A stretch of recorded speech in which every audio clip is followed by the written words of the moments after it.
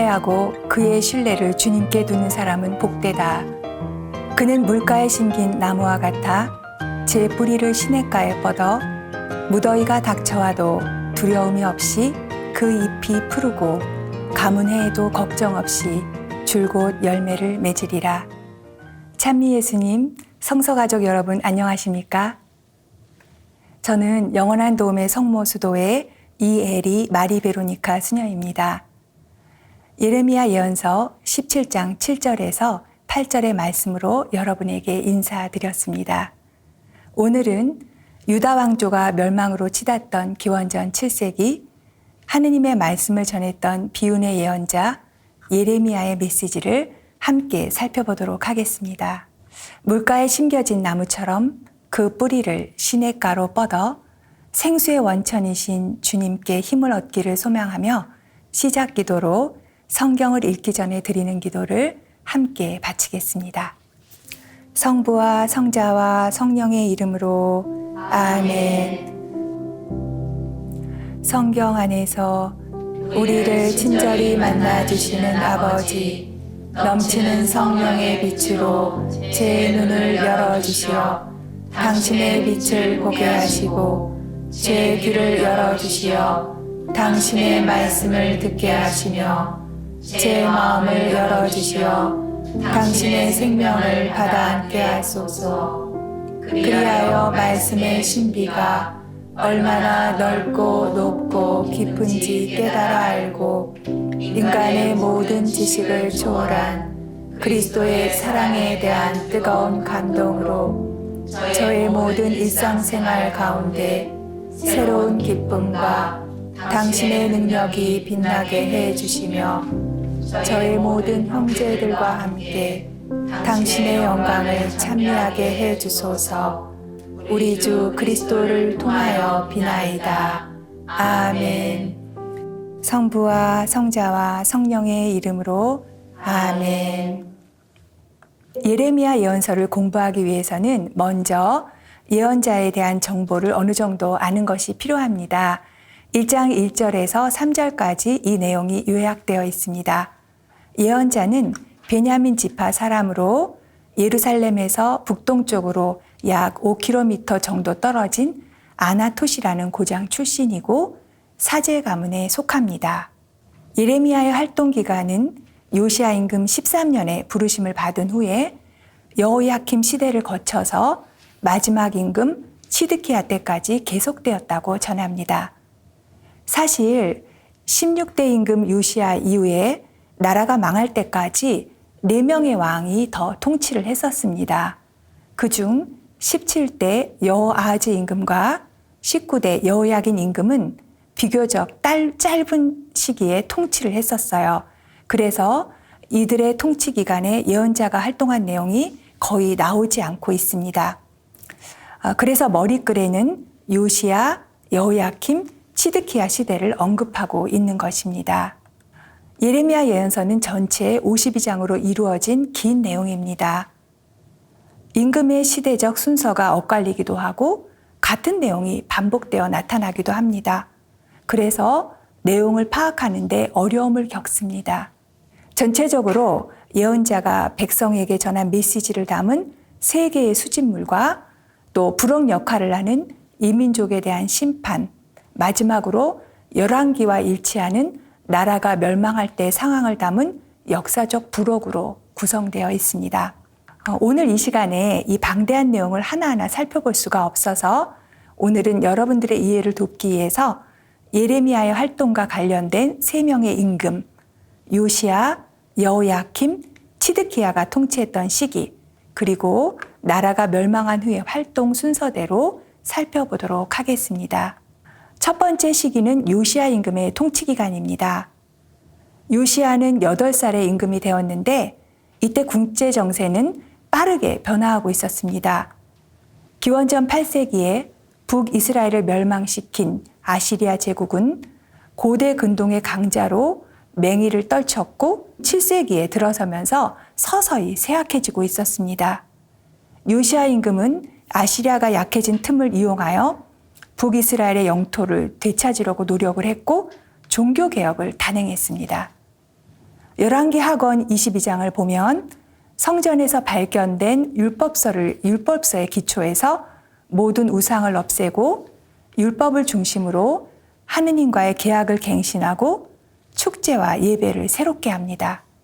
이 내용이 신명기의 핵심 부분에 잘 나와 있어서 이른바 이 개혁을 신명기 개혁이라고도 부릅니다.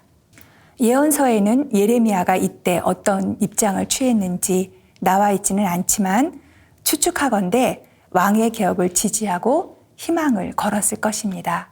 그런데 요시야 임금이 기원전 622년에 묵깃도에서 이집트 군대와 맞서 싸우다가 전사하게 되고 이 개혁은 수포로 돌아갑니다. 이후 유다 왕조는 아시리아를 멸망시킨 신바빌로니아 제국의 압박을 받다가 끝내 멸망의 길을 걷게 됩니다. 요시야 임금 13년에 예레미야는 부르심을 받았습니다. 기원전 627년경입니다. 1장을 펴시면 예레미야의 소명 이야기가 나오는데요. 이렇게 시작합니다. 주님의 말씀이 나에게 내렸다 라는 말로 시작합니다. 이 부르심의 주도권은 주님에게 있습니다. 나는 너를 알았다. 내가 너를 성별하였다. 내가 너를 세웠다라는 말씀으로 주님께서는 예레미야가 태어나기 전부터 예레미야를 알고 계셨고 당신의 도구로 뽑으셨다고 말씀하십니다. 모세처럼 예레미야도 주님의 부르심에 주저하였습니다. 그가 감당해야 할 예언직에 대한 두려움 때문이었죠. 그러나 주님께서는 그의 입에 손을 대시는 상징적 행동으로 당신 말씀을 대신해서 전하는 권한을 주십니다. 이 사명은 수행하기 어려운 사명이지만 예레미야는 두려워해서는 안 됩니다. 주님께서 그와 함께 계시기 때문입니다. 주님께서 예레미야에게 주신 임무는 1장 10절에 나와 있습니다. 뽑고, 허물고, 없애고, 부수고, 세우고, 심게 하려는 것입니다. 여기에서 처음 4가지는 주님의 심판을 의미합니다. 앞으로 예언자가 전하는 말씀이 백성들에게 결림돌이 되고 회개하지 않는 백성이 맞게 될 운명을 선포하는 것이죠.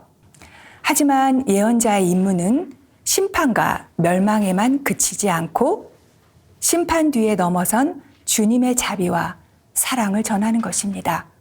그래서 심판 뒤에 올 회복을 세우고 심다라는 말로 표현하고 있습니다.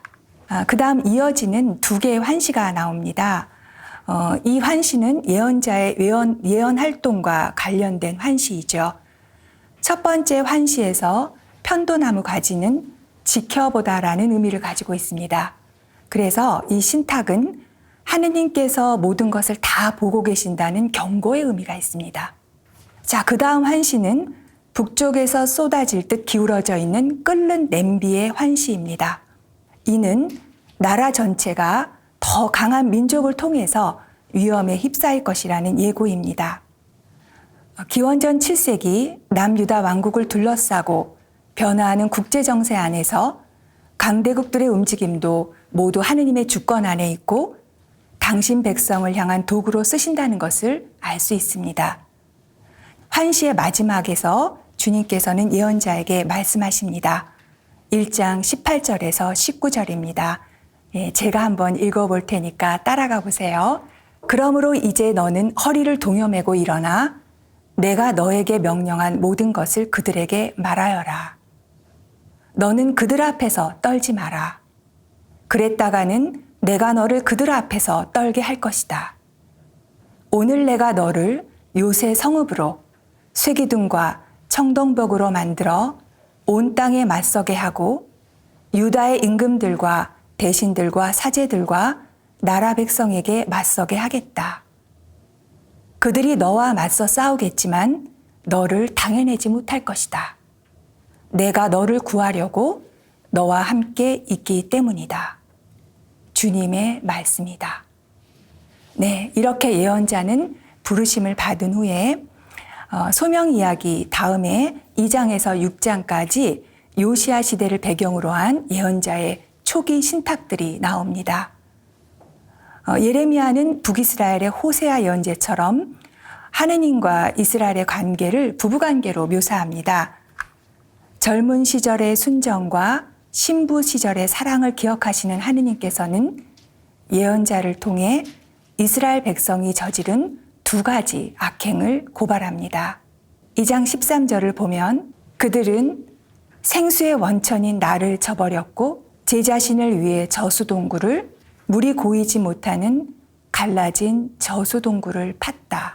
그러므로 유다 백성은 회개를 통한 완전한 쇄신을 이루어야 합니다. 4장 3절에서 주님께서는 이렇게 말씀하십니다.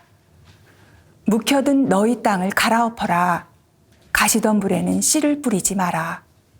그러나 5장에서 인간의 죄는 자연에 영향을 미쳐 창조 질서를 어지럽게 하고 그 결과 인간이 고통받는 상황이 전개됩니다.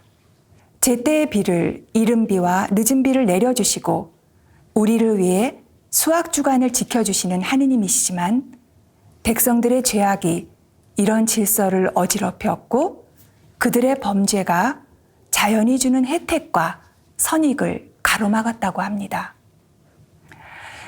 또한 마지막 6장에서는 백성을 다스리는 지도자들의 두 가지 죄를 고발하고 있습니다. 6장 13절에서 15절에 있습니다. 첫 번째로 거짓 평화를 말하는 것입니다. 그들은 백성의 상처를 대수롭지 않게 다루면서 평화가 없는데도 평화가 있다라고 말합니다. 두 번째 죄는 죄에 대한 무감각입니다. 그들은 역겨운 짓을 저질렀으니 부끄러워해야 하는데도 전혀 부끄러워하지 않고 얼굴 붉힐 줄 모른다라고 말씀하십니다. 이렇게 예레미야의 초기 예언이 끝나고 이제 7장으로 넘어가서 두 번째 시기인 여호야킴 임금 시대로 가겠습니다. 네, 이 시대적 배경을 좀 설명해 드리자면요. 기원전 609년 요시야 임금이 죽고 나서 그의 아들 여호아하즈가 임금이 되지만 이집트는 그를 3개월 만에 폐위시켰습니다. 그리고 요시야의 다른 아들 여호야킴을 임금으로 세웁니다. 그런데 이 여호야킴 임금은 한마디로 하느님의 말씀을 듣기 싫어하는 임금이었습니다. 개혁 군주였던 요시야는 강대국들 사이에서 자주 독립을 추구했지만 이집트 임금 파라오가 세운 여호야킴은 독립적이지 못했습니다. 그래서 이때는 친이집트파가 부상하게 됩니다. 파라오는 유다에 많은 공물을 요구했고 임금은 이를 충당하기 위해서 백성들에게 많은 세금을 거두어 드렸습니다. 그러니 백성들이 임금을 싫어할 수밖에 없었겠지요. 이 시기에 예레미야는 우상 숭배와 형식적인 계약 준수를 고발하며 유다 백성들이 믿고 의지했던 예루살렘 성전 파괴를 예고합니다. 이런 상황에서 예언자는 많은 고통을 겪었습니다. 5편의 고백록은 이 시기에 겪었던 예언자의 내적 고통을 잘 묘사해주고 있습니다. 임금은 친이집트 정책을 폈지만 바빌로니아의 세력은 점점 커져서 기원전 605년에 이집트와의 전쟁에서 승리를 합니다. 이때부터 이집트는 더 이상 유다의 영향력을 행사하지 못했고 유다는 바빌론의 지배를 받게 됩니다. 이 당시에 하느님께서는 요시야 시대부터 예레미야에게 하셨던 말씀을 모두 적으라고 명하셨습니다. 자, 그 말씀은 유다에 재앙을 내리겠다는 심판 설교였습니다. 7장 2절로 가보면 예레미야는 주님의 집 대문에 서서 예배하러 오는 백성들을 향해서 주님의 말씀을 전합니다. 만약 예레미야 예언자가 지금 우리 시대에 나타나서 성전 입구에서 주님의 말씀을 전한다고 한다면 어떤 내용일까요? 사람들의 반응은 어떨까 상상해 보십시오. 과연 성전 입구에서 외치는 예언자의 소리에 우리는 귀를 기울여 들었을까요? 예언자는 먼저 성전 불가침에 대한 잘못된 믿음과 구원관을 지적합니다. 7장 4절에서 이는 주님의 성전, 주님의 성전, 주님의 성전이다라고 하면서 성전이 존재하고 성전에 하느님이 계시다는 것만으로 안전하다고 잘못된 생각을 하는 사람들을 고발하면서 먼저 성전에 들어가는 사람의 자세가 어떠해야 하는지를 말하고 있습니다. 내용을 살펴보면 하느님과의 계약관계의 핵심인 계명을 지키라는 것입니다. 예언자는 10계명에 요약된 내용을 언급하면서 성전 예배에 들기 전에 먼저 이 내용을 성찰하라고 합니다. 예루살렘 성전은 백성과 주님 사이의 계약관계를 표현해야 하지만 강도의 소굴이 되어버렸습니다. 마치 예수님께서 예루살렘 성전에 들어가셔서 하셨던 말씀과 행동을 연상하게 합니다. 이때 예언자의 메시지는 회개하여 주님께 돌아오라는 것입니다. 그러나 이스라엘이 끝까지 회개하지 않으면 그 옛날 사무엘 예언자 시대에 계약의 계가 모셔져 있었던 실로 성서를 파괴하셨던 것처럼 주님께서는 이 성전을 파괴시킬 것이라고 예언자는 설파합니다. 자, 이 일로 인해서 예레미야는 임금과 대신들의 미움을 샀고 박해와 모리애를 받았습니다. 이제 예언자의 두루마리가 불태워지는 사건을 담은 36장으로 가보겠습니다. 주님께서는 여호야킨 임금 4년에 요시야 시절부터 지금까지 이스라엘과 유다에 전한 예언을 두루마리에 적으라고 합니다. 이 일을 맡은 사람이 바로 예레미야의 제자 바룩입니다. 그 말씀은 유다에 재앙을 내리겠다는 심판 설교였지만 회개를 촉구하고 용서를 위한 메시지였습니다. 그러나 임금은 그 내용을 듣고도 주님을 두려워하지 않았습니다. 말씀을 듣는 족족 칼로 두루마리를 잘라서 불 속에 던져버리고 있었습니다. 이 사건이 있은 이후에 예레미야는 바룩에게 불태워진 말씀을 다시 적도록 합니다. 하느님의 말씀은 받아들여지지 않고 외면당했지만 이 말씀은 기록되어 전해져야만 했습니다. 왜 그랬을까요? 예언자는 하느님과의 계약관계를 중심으로 현재를 진단하고 미래를 예측하는 역할을 하는 사람입니다. 지금은 버려지고 태워지고 무시당했지만 언젠가 그 말씀이 실현된 때를 위해 기록을 하는 것입니다. 예언자는 종종 하느님의 현존에 압도당하는 체험을 하고 자신의 삶을 통해 하느님과 당신 백성과의 관계를 상징적으로 드러냅니다. 이사야 예언자의 삶도 호세아 예언자의 삶도 그랬습니다. 다시 앞부분으로 오셔서 16장을 펼치시면 하느님께서 정하신 예레미야의 삶이 나와 있습니다. 전체적으로 본다면 한마디로 고독한 삶입니다. 주님께서는 예언자에게 3가지를 하지 말라고 하십니다. 첫째는 아내를 얻지 말라고 하십니다. 이는 부모와 자녀를 전쟁과 굶주림으로 잃어버리게 될 유다 백성의 미래를 예고하는 상징입니다. 그 다음 조금 내려가면 2번째 금지령이 있는데 그것은 초상집에 들어가지 말라고 하시는 말씀입니다. 이 말씀은 백성이 죽어도 묻어주거나 곡을 해줄 사람이 없으리라는 상징입니다. 3번째는 잔치집에 들어가지 말라고 하십니다. 이 말씀은 앞으로 잔치의 즐거움이 사라질 날이 오리라는 예고입니다. 이런 상황에서 예언자는 극심한 인간적인 외로움과 고독 사이에 있습니다. 예언자는 이 외로움을 고독으로 승화시키는 사람입니다. 반대받는 표적으로 살지만 극심한 외로움으로 하느님과 자신을 분리시키는 것이 아니라 외로움을 넘어서 하느님을 더 깊이 만나는 고독을 선택하는 사람입니다. 이 외로움과 고독 사이의 갈등이 이어지는 5개의 고백록에 잘 표현이 되어 있습니다. 고백록은 한마디로 예언자가 사명 수행을 하면서 겪었던 고통을 하느님 앞에 허심탄회하게 쏟아놓는 글입니다. 대부분이 여호야킴 임금 시대를 반영하고 있다고 합니다. 하지만 예언자는 슬픔과 고통 가운데 하느님을 더 깊이 만나고 부르심의 의미를 심화시켜 가고 있습니다. 11장에 나오는 첫 번째 고백록은 고향 아나토 사람들이 자신을 해치려는 음모를 알아차리고 주님께 간구하는 내용입니다. 예수님께서도 예언자는 자기 고향에서 존경받지 못한다라고 하셨고 또 고향 나자렛에서 배척을 받으셨지요.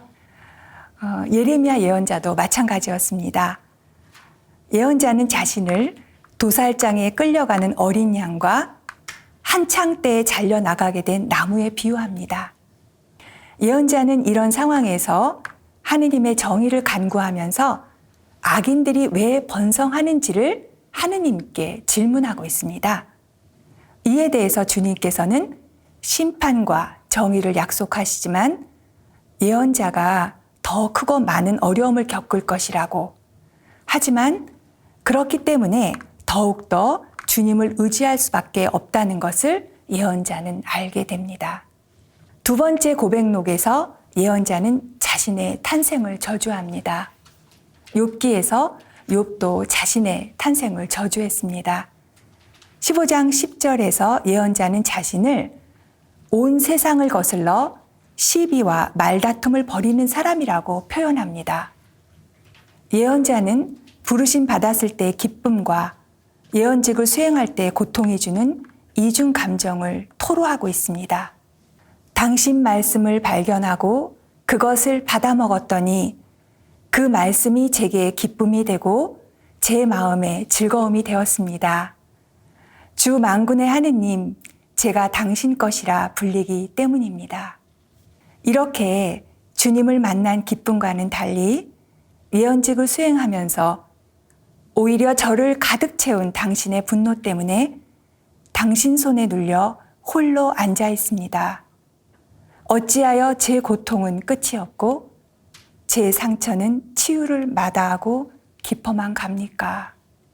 여기에서 예언자의 분노는 개인적인 감정이 아닙니다. 하느님께서 느끼는 분노를 같이 느낍니다. 그래서 거룩한 분노입니다. 이에 대한 주님의 응답은 예언직을 포기하라는 것이 아닙니다. 이렇게 말씀하십니다. 그들이 너에게 돌아올 망정, 내가 그들에게 돌아가서는 안 된다.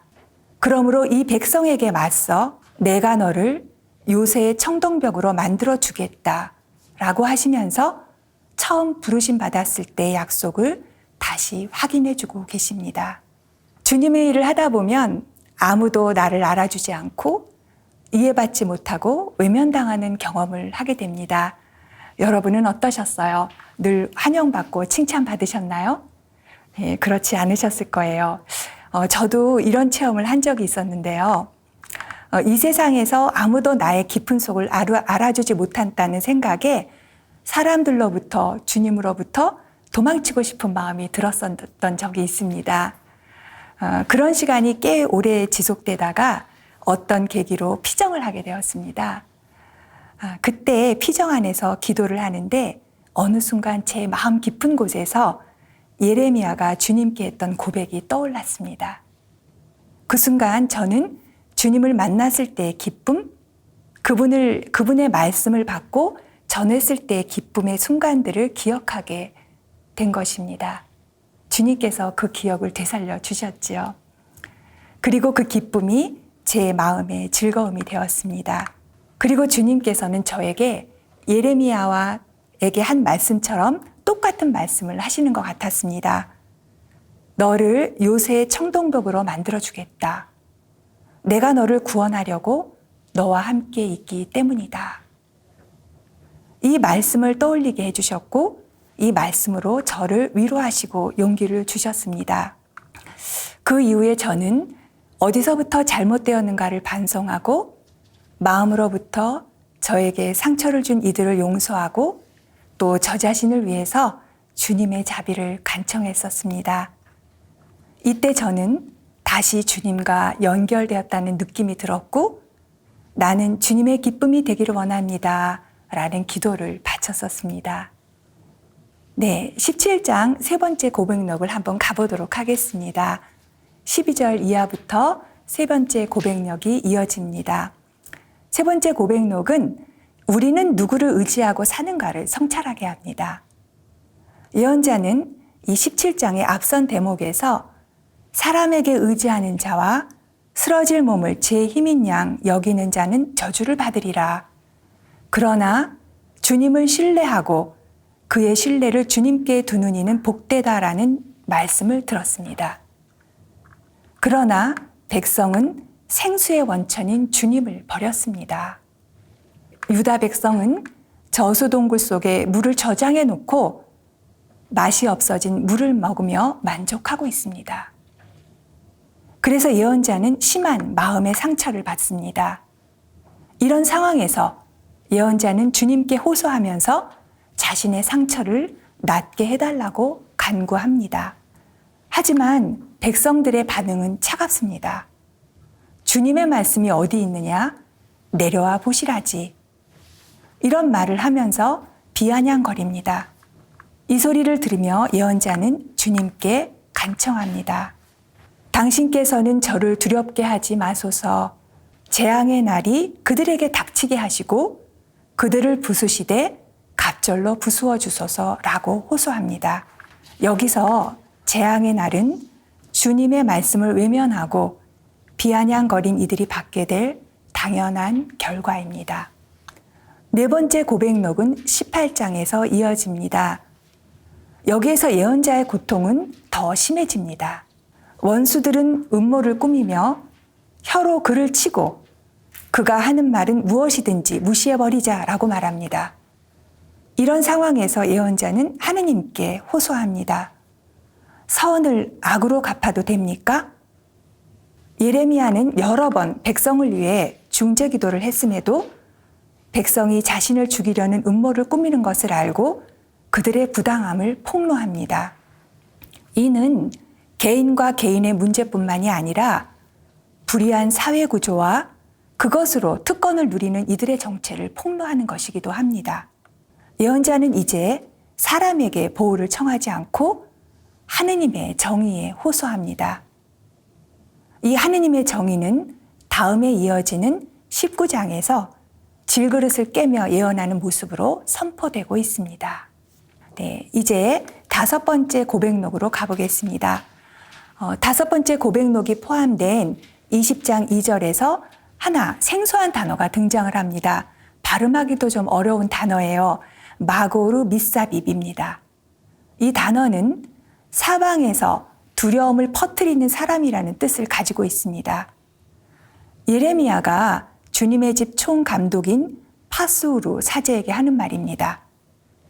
파스우루 대사제는 예레미야를 주님의 집 기둥에 묶어놓은 사람입니다. 두 사람의 대화에서 드디어 바빌론을 통한 심판이 명시적으로 등장하고 있습니다. 이어지는 다섯 번째 고백록에서는 예언의 사명에 헌신하는 사람의 심정이 잘 드러나고 있습니다. 여기에서 보면 우세하다라는 동사를 3번 사용하고 있는데요. 이 동사를 통해서 주님과 예레미야의 관계, 예레미야와 적대자들의 관계, 적대자들과 하느님과의 관계를 묘사하고 있습니다. 네, 첫 번째 주님과 예레미야의 관계에서 주님께서는 우세하십니다. 그래서 예언자는 주님의 꾀임에 넘어가 예언자가 되었지만 날마다 놀림감이 되어 모든 이의 조롱을 받습니다. 예언자는 그분을 기억하지 않고 더 이상 그분의 이름을 말하지 않으리라 작정하여도 뼛속에 가두어둔 주님의 말씀이 심장 속에서 불처럼 타오르니 제가 그것을 간직하기에 지쳐 더 이상 견뎌내지 못하겠나이다 라고 고백합니다. 두 번째는 예레미야와 박해자들과의 관계에서 박해자들이 스스로 예레미야보다 우세하다고 합니다. 가까운 친구들마저 예레미야가 쓰러지기만 기다리는 박해자가 되었습니다. 그래서 그들은 예레미야를 마고르 미사빕이라고 고발합니다. 이 표현은 예언자가 파수르 사제에게 한 말인데 박해자들은 오히려 예언자를 사방에서 공포를 불러일으키는 사람이라고 뒤집어 씌우고 있는 그런 상황입니다. 마지막 세 번째는 주님과 박해하는 자들과의 관계에서 주님께서 우세하십니다. 주님은 힘센 용사처럼 예언자 곁에 계시어 그를 박해하는 자들이 자신을 꺾을 수 없을 것이라고 고백합니다. 그러므로 박해하는 자들은 우세하지 못할 것입니다. 자, 그러면 결국 누가 우세한 것일까요? 예언자도 그를 박해하는 자들도 아니고 하느님만이 우세하신 분입니다. 그러므로 예언자는 이 하느님의 우세함의 힘을 얻어서 사명을 수행할 수 있는 것입니다. 네, 이렇게 유다의 마지막 임금 치드키야 시대로 넘어가 보도록 하겠습니다. 여호야킴 임금이 죽은 다음에 그의 아들 여호야긴이 기원전 598년에 임금이 되었지만 다음 해인 597년에 그는 바빌론으로 끌려갔습니다. 첫 번째 유배가 일어났고 이제 멸망은 10년 정도 남게 되었습니다. 바빌로니아의 임금 네부카드네자르는 요시아의 다른 아들 mat단야를 임명하고 그 이름을 치드키야로 바꿨습니다. 여호야킴 시대에 친이집트파는 이집트의 힘을 빌려서 바빌로니아를 물리쳐야 한다고 생각했습니다. 그런데 치드키야 시대에 친바빌론파는 이미 첫 번째 유배를 간 여호야긴 임금과 유배자들이 돌아올 것을 고대하며 바빌로니아 임금의 지배를 받아들여야 한다는 주장을 합니다. 예레미야는 어디에 속했을까요?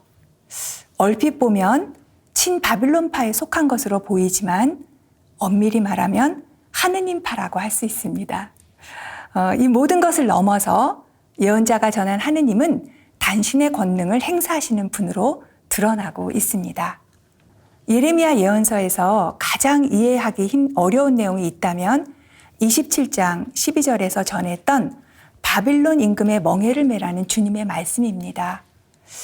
자주 독립을 지키는 것은 하느님 신앙을 지키는 것과 연결됩니다. 그런데 스스로 바빌론 임금의 통치를 받아들이는 것은 애국자도 아니고 신앙인도 아닌 것처럼 보이기 때문입니다. 치드키야 임금은 바빌론에 맞서 주변 민족과 동맹을 맺으려고 했습니다. 예레미야는 이를 어리석은 행동으로 보았습니다. 바빌론 임금의 멍에를 매는 것은 더 큰 환난과 고통을 야기시키는 것이라고 이해했기 때문입니다. 왜냐하면 이제는 회개할 시간이 지났습니다. 도무지 회개하지 않은 이들에게 멸망은 하느님께서 정하신 일이기 때문입니다. 예언자의 시각에서 바빌론 임금 네부카드네자르도 주님의 종이고 주님께서 주신 임무를 수행하는 사람입니다. 그러나 이 말은 당대 사람들에게 예레미야를 거짓 예언자이며 매국노로 여기게 만들었습니다. 그렇다면 이런 상황에서 참 예언자와 거짓 예언자는 어떻게 알 수 있을까요? 네, 이어지는 28장으로 가면 그 구체적인 사례가 나와 있습니다. 바로 예레미야와 거짓 예언자 하나냐와의 대립입니다. 예레미야는 27장 12절에서 바빌론 임금의 멍에를 매시오. 그러면 살 것입니다. 라고 하면서 나무 멍에를 메고 다니는 상징 행동을 했었습니다. 그런데 거짓 예언자 하나냐는 바빌론 임금의 멍에를 부수는 상징 행위를 통해서 예레미야의 목에서 나무 멍에를 벗겨내고 부숩니다. 그리고 두 해 안에 하느님께서 모든 것을 원래대로 되돌려 놓고 1차 유배 갔던 사람들도 다시 돌아올 것이라고 말합니다. 그러나 하느님께서는 나무 멍에를 부숩으로써 오히려 쇠멍에를 만들었고 백성들을 거짓에 의지하게 하였다라고 말씀하십니다. 참된 예언자는 당대의 환영을 받지 못합니다. 먼 훗날 그의 말이 이루어질 때 그가 주님께서 보내신 예언자로 드러납니다. 그래서 예언자는 박해를 받을 수밖에 없습니다. 거짓 예언자는 당대의 환영을 받습니다. 주님께서 보내시지 않았는데도 백성들은 그를 믿고 거짓에 의지합니다. 아마도 사람들은 자신들에게 듣기 좋은 소리를 하는 예언자를 더 환영하는 것 같습니다. 바빌론 임금의 멍에를 매라는 예언자의 메시지는 29장 첫 번째 유대민들에게 보내는 편지에서도 나타납니다. 이들은 기원전 597년 여호야긴 임금과 함께 끌려간 이들입니다. 위기와 커다란 어려움에 처해 있는 시기는 새로운 기회를 주는 시기이지만 쉽게 환상에 떨어질 수 있는 시기이기도 합니다. 백성들은 고통을 견디기 위해서 스스로 환상에 빠질 수도 있고요. 또 환상을 심어주어서 이익을 취하는 이들이 생길 수도 있습니다. 29장에 나오는 스마야라는 사람이 바로 그런 사람입니다. 그러나 참된 예언자는 자기 입장을 분명히 합니다. 백성을 속이고 선동하는 사람의 본색을 밝힙니다. 예레미야는 유대민들에게 바빌론에서 이른 해를 다 채워야 한다고 전합니다. 29장 10절을 보면 너희가 바빌론에서 이른 해를 다 채우면 내가 너희를 찾아 너희를 이곳에 다시 데려오리라는 은혜로운 나의 약속을 이루어 주겠다. 이 이른 해는 수수께끼와 같습니다. 몇몇 사람들은 이른 해를 레위기 25장에 나오는 안식년과 연결하기도 합니다. 이스라엘 백성이 하느님께서 주신 땅에서 쫓겨난 다음에 그 땅은 안식년을 누린다는 그런 뜻으로 이해됩니다. 성서에서 7이라는 숫자는 완전과 충만을 의미하죠. 그러므로 이른 해는 긴 시간이면서도 충만한 시간입니다. 유배간 이들이 대부분 살아서 돌아오지 못할 시간입니다. 아마 유배간 당사자들은 주님께서 말씀하신 은혜로운 나의 약속의 수혜자가 아닐 수도 있습니다. 그러나 중요한 것은 모든 것이 다 망하고 난 다음에 유배의 땅에서 그들이 주님을 찾게 되리라는 것입니다.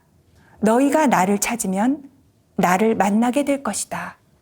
온 마음으로 나를 구하면 내가 너희를 만나주겠다. 하지만 이스라엘은 하느님을 찾지 않았습니다. 인간의 마음은 무디고 목덜미가 뻣뻣하기에 하느님의 계획은 멸망과 유배를 거쳐가지 않을 수 없었습니다. 백성은 실패를 겪고 충분한 반성의 시간이 있은 다음에 하느님을 찾을 것입니다. 거기서 온 마음으로 주님을 찾으면 주님께서 그들의 운명을 되돌리실 것입니다. 네, 그러므로 다음에 이어지는 이른 해 후에 이루어질 일들과 연결해서 30장에서 36장에 이스라엘의 구원 예고가 자연스럽게 연결되고 있습니다. 30장에서 33장은 위로의 책이고 34장에서 35장은 충실한 레카빈들에게 구원을 약속하시는 대목이 담겨 있습니다. 이 하느님의 위로와 구원은 새로운 탈출, 새로운 창조, 새로운 계약의 약속으로 드러나고 있습니다. 네, 이 부분에서 특히 주목할 내용은 31장 31절의 말씀입니다. 그때에 나는 이스라엘 집안과 유다 집안과 새 계약을 맺겠다. 구약 성경 전체에 새 계약이라는 말은 여기서 단 한 번 나옵니다. 하지만 신약 성경과 연결되는 중요한 내용입니다. 이 대목에서 예언자는 희망으로 가득 찬 미래를 펼쳐 보입니다. 주님께서 백성과 새로운 계약을 맺어주시리라는 것입니다. 옛 계약은 모세를 중개로 해서 시나이산에서 맺은 계약이었습니다. 이 계약은 백성의 불충실로 깨어졌습니다.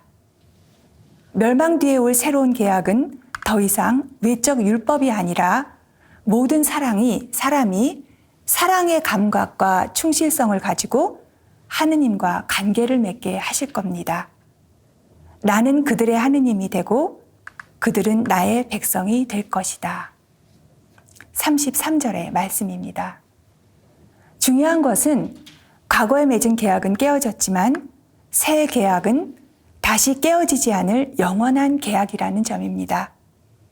주님의 법이 그들의 가슴에, 그들의 마음에 새겨질 것이므로 깨어질 수가 없습니다.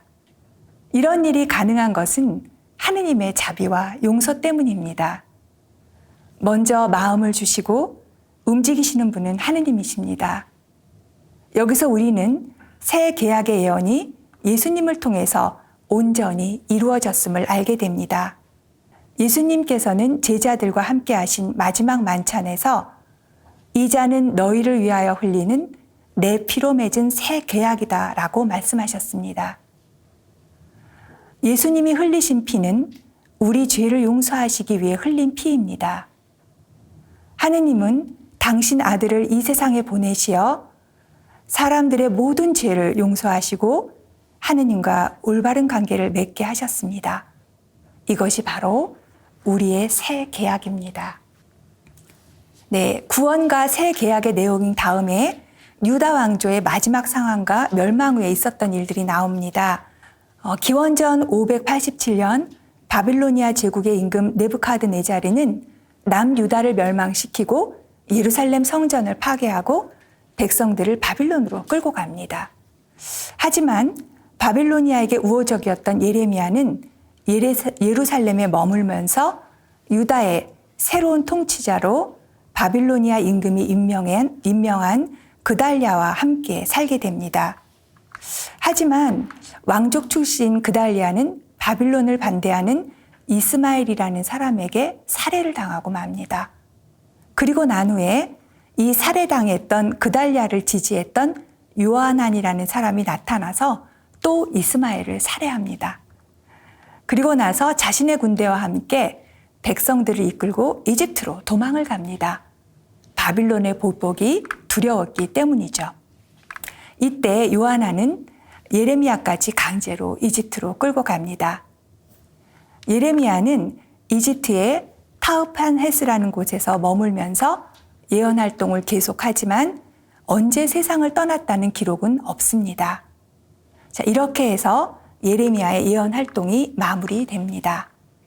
이상으로 52장에 걸친 예레미야 예언서를 시대순으로 간략하게 살펴보았습니다. 이제 예레미야의 예언자 메시지를 통해서 우리가 살고 있는 현실에 대한 몇 가지 성찰을 해보고자 합니다. 먼저 거짓 예언자와 참 예언자에 대한 성찰입니다. 거짓 예언자는 백성들이 듣기 좋은 말을 하고 당대의 환영을 받습니다. 참 예언자는 현실을 직시하며 하느님과의 계약관계를 중심으로 시대를 진단합니다. 계약관계는 하느님에게는 충실한 사랑으로, 이웃에게는 정의와 공정을 실천하는 것으로 드러납니다. 참 예언자는 당대의 환영을 받지 못합니다. 이는 백성들이 하느님과의 계약관계를 살지 않았기 때문입니다. 그렇다면 우리는 누구의 말을 듣고 있습니까? 정권이 바뀔 때마다 국민들을 잘 살게 해주겠다는 공약이 난무합니다. 국책사업으로 실시된 많은 사업들도 마찬가지입니다. 지역경제를 활성화하고 국민들에게 이익을 줄 것이라고 선전했고 이를 지지하는 전문가들도 있었습니다. 하지만 그런 사업의 결과 강은 오염되고 물고기들은 폐사되고 도저히 식수로 사용할 수 없는 위험한 녹조가 우리나라의 강을 뒤덮였습니다. 농민들과 어민들은 보상을 받았지만 삶의 터전을 떠나야만 했습니다. 가만히 살펴보면 이 시대의 거짓은 물질과 재물에 대한 환상입니다. 사람들을 이 거짓에 의지하게 하여 자신의 이익을 채우는 공직자들과 기업가들과 잘못된 정보를 제공하는 전문가들과 학자들은 거짓 예언자들이 하는 일을 하고 있습니다.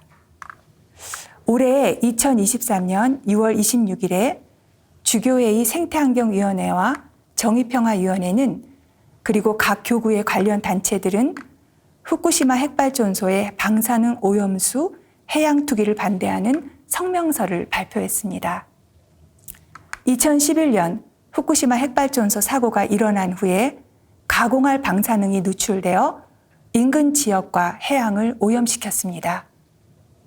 그로부터 12년이 지났지만 제대로 수습도 되지 않은 상태에서 일본 정부는 핵 폐기물을 물에 희석해서 바다에 투기하겠다는 계획을 발표했고 이미 방류가 시작되었습니다.